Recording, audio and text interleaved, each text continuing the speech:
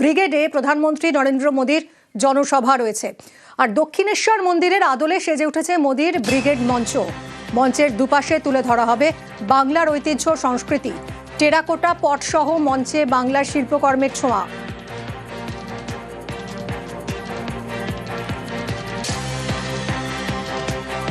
সরাসরি কথা বলবো, ব্রিগেড থেকে রয়েছেন আমাদের প্রতিনিধি অর্ণব। জেলায় জেলায় পরিবর্তন যাত্রা এবং তার একটা চূড়ান্ত রূপ আজ ব্রিগেডে প্রধানমন্ত্রী মোদীর এই জনসভা। কতটা সেজে উঠেছে ব্রিগেড, কত মানুষ আসতে পারে, কতটা আশাবাদী বঙ্গ বিজেপি নেতৃত্ব?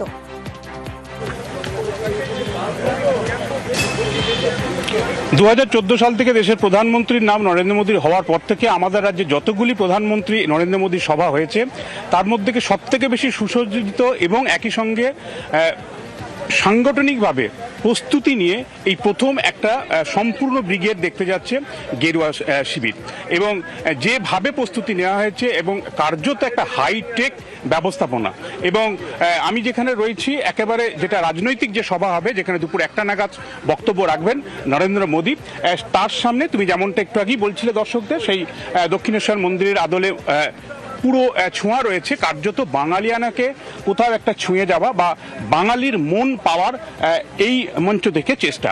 এবং সেক্ষেত্রে দক্ষিণেশ্বর মন্দির এবং একই সঙ্গে তুমি টেরাকোটার বললে, ঢাক ঢোল, কুচবিহারের রাজবাড়ির ছবি এবং একই সঙ্গে দার্জিলিং চা বাগান, হাওড়া ব্রিজ, সব কিছু মিলিয়ে বাঙালির যে জিনিসগুলি নইলে হয়তো বাংলা অসম্পূর্ণ থেকে যায় সবগুলিকে তুলে দেওয়ার চেষ্টা হয়েছে।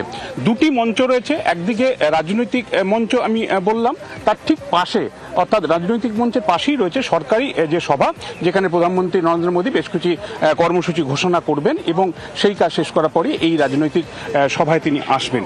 এবং প্রস্তুতি যেটা তুমি বললে, প্রস্তুতি কার্যত ইতিমধ্যেই মানুষ এখানে প্রবেশ করতে শুরু করেছেন, বিভিন্ন জেলা থেকে মানুষ আসছেন। এবং মূলত গতকাল মাঝরাত বা গতকাল সন্ধ্যেতে যে সমস্ত মানুষ এসে উপস্থিত হয়েছেন কলকাতায়, এবং মূলত উত্তরবঙ্গ থেকে যারা এসছেন বা পুরুলিয়া বাঁকুড়া থেকে যারা এসছেন, তারা এক একে করে একেবারে পিছনের দিক থেকে তারা আস্তে আস্তে ঢুকছে। কিন্তু আমি যেটা বললাম 2014 থেকে এই 2026 12 চাইবো যে আজ প্রধানমন্ত্রীর আর কি কি কর্মসূচি রয়েছে।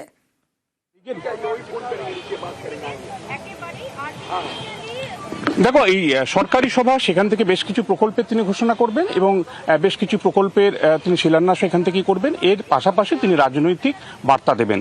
মূলত প্রশাসনিক সভা এর আগেও দেখা গেছে যেখানে নরেন্দ্র মোদী এসছেন, তার পাশাপাশি একটি সরকারি বা প্রশাসনিক মঞ্চ করা হয়েছে, সেখান থেকে বেশ কিছু কর্মসূচি তিনি ঘোষণা করেছেন বা তার শিলান্যাস করেছেন। কিন্তু আজকের মূল যে বিষয় তা হলো এই রাজনৈতিক সভা।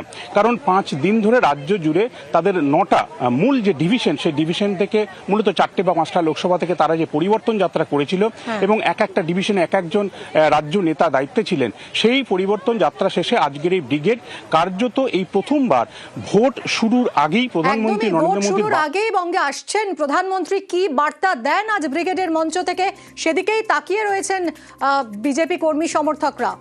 এদিকে মোদীর এই ব্রিগেডে যোগ দিতে জেলা থেকে কলকাতায় আসছেন বিজেপি নেতা কর্মীরা। উত্তরবঙ্গ থেকে শিয়ালদায় দলে দলে বিজেপি কর্মীদের সহযোগিতার জন্য শিয়ালদায় মঞ্চ বানানো হয়েছে। মোদীর কাটআউটে একেবারে 6 লাভ স্টেশন চত্বর। সরাসরি চলে যাব, অভিজিৎ রয়েছেন আমাদের সঙ্গে শিয়ালদা স্টেশন থেকে। অভিজিৎ, ভোট ঘোষণার আগেই প্রধানমন্ত্রী আসছেন ব্রিগেডে জনসভা, কতটা উজ্জীবিত এই মুহূর্তে বিজেপি কর্মী সমর্থকরা? কি ছবি শিয়ালদা স্টেশনে দেখছো?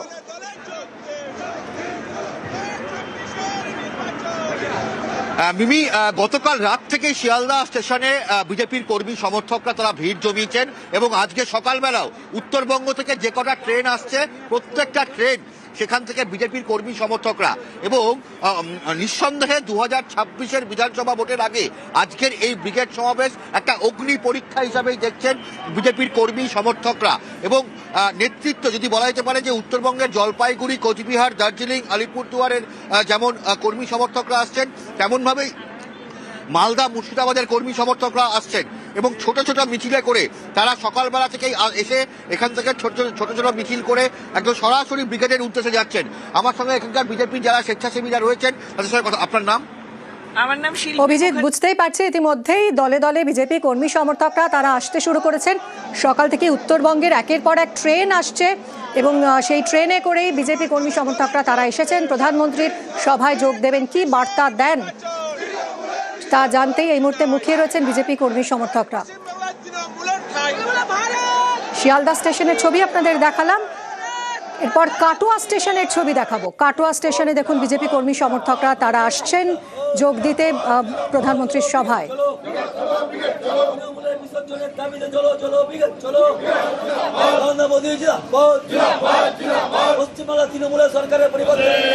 এবারে হাওড়ার ছবি দেখাই আপনাদের। হাওড়া ব্রিজে দেখুন, হাওড়া স্টেশনের ছবি দেখাচ্ছি। দলে দলে বিজেপি কর্মী সমর্থকরা আসছেন। আজ কি বার্তা দেন প্রধানমন্ত্রী, মুখিয়ে রয়েছেন তা শুনতে।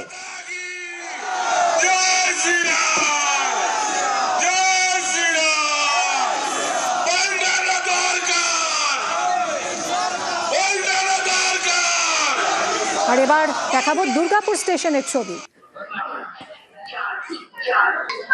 ট্রেনে ব্যানার লাগিয়ে দুর্গাপুর স্টেশন থেকে বিজেপি কর্মী সমর্থকরা যোগ দিতে আসছেন আজকের এই ব্রিগেডে। মোদির জনসভায় যোগ দিতে আসছেন, বিভিন্নভাবে সেজেছেন তারা নিজেরাও।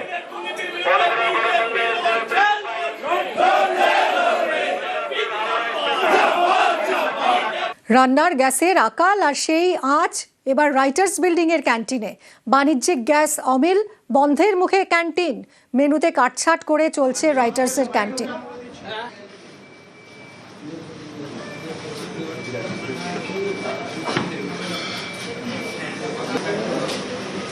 আগে 5-6 রকমের তরকারি হতো, কিন্তু এখন কোনো ক্রমে একটা বা দুটো তরকারি করা হচ্ছে। আর এভাবেই চলছে রাইটার্সের ক্যান্টিন। শুধু ডিম, রুই মাছ আর চিকেন পাওয়া যাচ্ছে মেনুতে। আগে 5-6 রকমের মাছ থাকতো, মাটন থাকতো।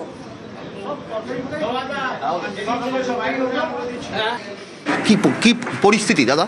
পরিস্থিতি খুব খারাপ। জিনিসের যা গ্যাসের যা দাম বেড়ে গেছে, খাওয়া দাওয়া দেওয়া যাচ্ছে না, মানে রেটও বাড়ানো যাচ্ছে না, আর খাওয়া বাজারে আনা যাচ্ছে না, এত দাম। কমার্শিয়াল গ্যাস কি পাচ্ছে না, ব্ল্যাকে আসছে 5,000 5,500 চাইছি, তাও পাওয়া যাচ্ছে না। মানে কত টাকা দিয়ে কিনছেন ওই আপনারা? 5,400 টাকা। 5,400 টাকা দিয়ে কিনেছেন? হ্যাঁ, ব্ল্যাকে। এই বউবাজার এক জায়গায় গেছিলাম, ওখানে বলি 6,000 টাকা। দাম কি বাড়িয়েছেন? না, খাওয়ার দাম বাড়ায়নি এখনো। এই সপ্তাহটা যাক, তারপর মনে হচ্ছে বন্ধ করে দিতে হবে। গ্যাস নেই, আর একখানা গ্যাস আছে। কি পরিস্থিতি? পরিস্থিতি গ্যাস পাই নেই, আজ দিনটা চলবে আর চলবে না। 5,400 টাকা দিয়ে গ্যাস কিনতে হচ্ছে। এখন পর্যন্ত আমরা ছিল স্টকে গ্যাস শেষ আজকে সে। মেনুতেও তো কাটছাট করেছে। হ্যাঁ, সব সব সব। মানে আগে কি মেনু ছিল, এখন কি? আগে 6-7 রকম তরকারি হতো, মাছ হতো, ডিম ফিম মাংস সব হতো। এখন আর কি, ওই ডিম হচ্ছে, মাছ হচ্ছে, অল্প মাছ হচ্ছে, চিকেন। এছাড়া কিছু না। গ্যাসের ছ্যাঁকা এবার রাইটার্স বিল্ডিংয়েও। শতাব্দী প্রাচীন ঐতিহ্যমণ্ডিত রাইটার্স বিল্ডিংয়ের যে ক্যান্টিনগুলো রয়েছে, সেখানেও একের পর এক মেনুতে কাটছাট। কারণ প্রতিদিন শয়ে শয়ে মানুষ রাইটার্স বিল্ডিংয়ের যে ক্যান্টিনগুলো রয়েছে তার উপর নির্ভরশীল।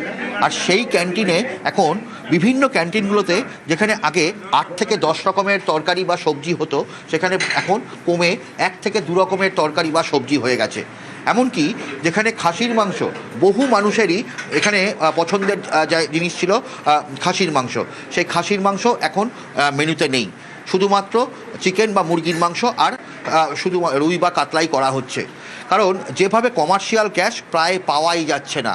এই মুহূর্তে কলকাতায় বাণিজ্যিক গ্যাসের দাম হচ্ছে 1988 টাকা 50 পয়সা। আর সেই বাণিজ্যিক গ্যাস বা কমার্শিয়াল গ্যাস এই রাইটার্স বিল্ডিংয়ের ক্যান্টিনের কর্মীদেরকে কিনতে হচ্ছে 5,400 টাকায়। কিন্তু তারা দাম বাড়াননি, খাবারের দাম এখনও 1 পয়সাও বাড়াননি। এবং রাইটার্স বিল্ডিংয়ের প্রচুর কর্মী এবং বাইরেরও বিভিন্ন গাড়ি চালক থেকে শুরু করে বাইরের বহু মানুষের ভরসার জায়গা হচ্ছে এই রাইটার্সের ক্যান্টিন। আর সেই ক্যান্টিন কর্তৃপক্ষ বলছেন যে তারা সেই ক্যান্টিন বন্ধ করে দিতে বাধ্য হবেন।